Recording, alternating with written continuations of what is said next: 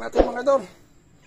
Ayun o, nakapagluto na. Ang ating bagong repair na rice cooker. So yan ang advantage kapag maalam tayo.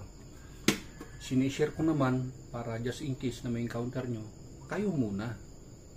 Bago bang nagluluto tayo, i-check natin tong rice cooker ni Mrs. Hindi raw gumagana. Tingnan natin ha. Wala nga ang power indicator. Engage natin. Wala nga idol. So i-check natin anong dahilan bakit wala siyang power.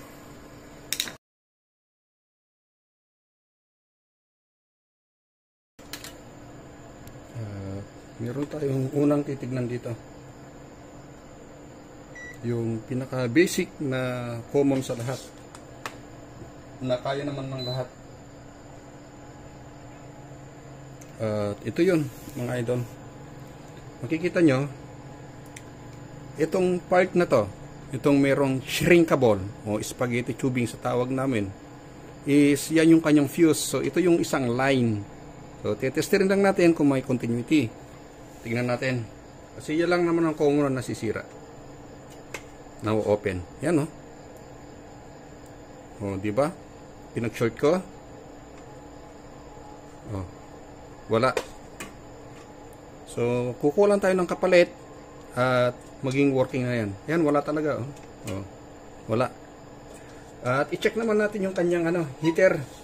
Ang kanyang heater is ito, yung kanyang heating filament. Yan, yan nakaganyan. Ito yung terminal naman niya. So, testerin lang natin. From this point up to this point. Yan, nagka-reading na tayo.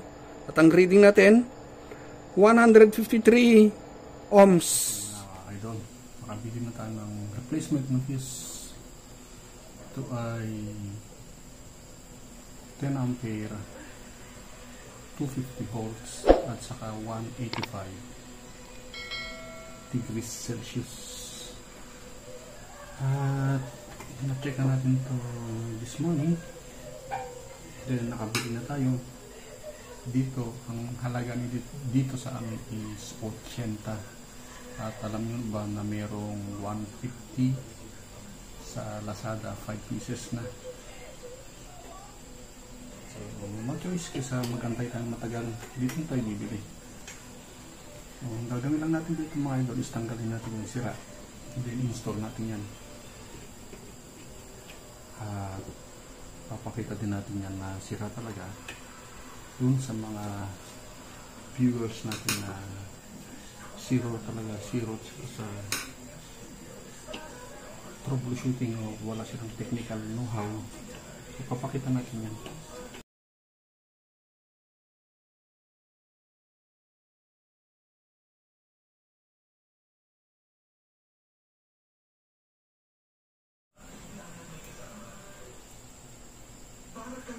Yan open circuit talaga siya ha? Open circuit.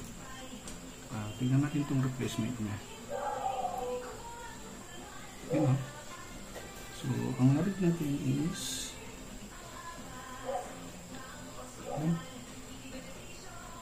0.7 ohms. So install back natin. Ang liit nung kanyang shrinkable.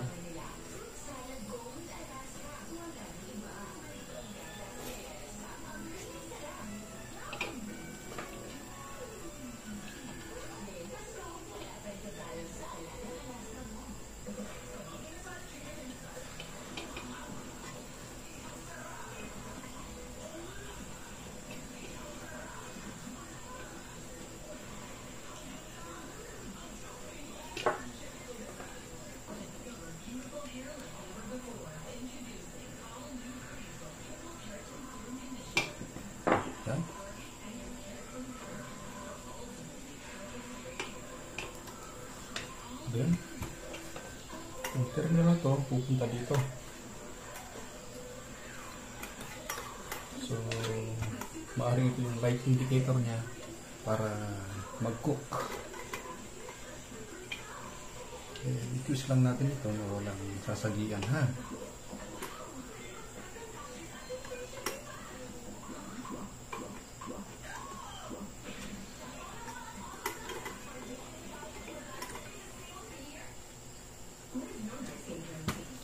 picture lang na yung kanyang shrinkable is mapadikit man doon, walang problema.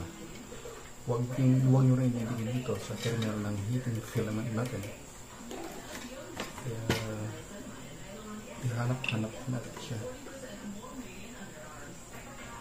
Yung dako ng kalalagyan.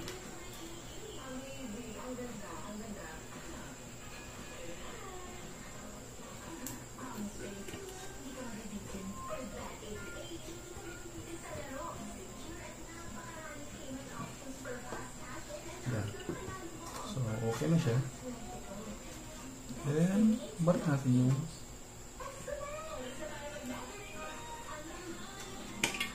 RAM.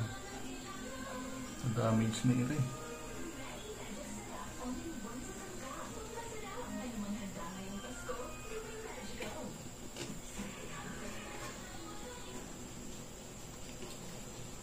So, para hindi naman sayang, convert natin siya as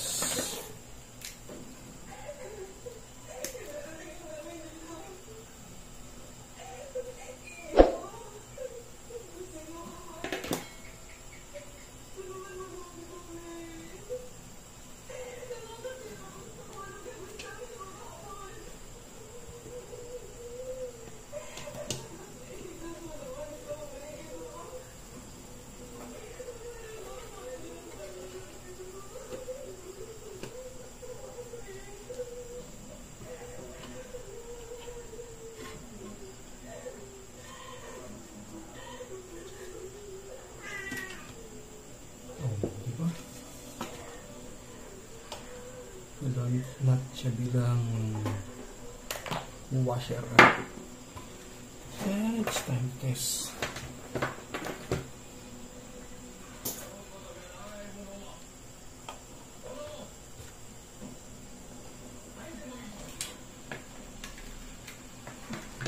Yun, meron na.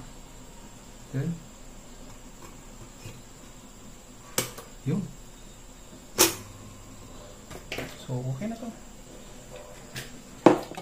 Testing na natin ang ating bagong repair na rice cooker. So, yan ang advantage kapag naalam tayo. Sinishare ko naman para just in case na may encounter nyo, kayo muna bago nyo ipagawa. Basta ang laging advice ko sa inyo, pag tinest nyo na ayaw, always tanggalin sa AC plug at safe na kayo nun. Thanks for watching. Check natin mga idol. Ayun o, nakapagluto na. Thanks for watching everyone. Oh, goodbye daw, sabi ni Mingming.